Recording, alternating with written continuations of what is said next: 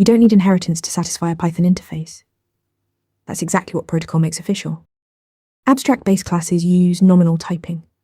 A class must explicitly inherit from the ABC to count as a valid implementation. Protocol flips this with structural typing. If a class has the right methods with the right signatures, it satisfies the protocol automatically. No inheritance needed. It's duck typing elevated to static analysis, verified at type check time by tools like MyPy or Pywrite, not at runtime. ABCs enforce implementation at runtime. Mark a method with the abstract method decorator, and Python raises a type error if you try to instantiate a subclass that hasn't implemented it. Protocol has no runtime enforcement whatsoever. It's purely a static type hint. MyPy reads it, your running program ignores it entirely. That means protocol adds zero overhead and zero risk of unexpected runtime exceptions.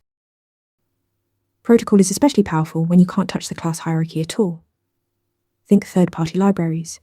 You can't make request.session inherit your ABC, but if it already has the right methods, it already satisfies your protocol. Just import protocol from typing. That's PEP 544, added in Python 3.8. Define the interface, and any conforming class qualifies, regardless of where it came from. Use protocol for structural static typing, especially with third-party code.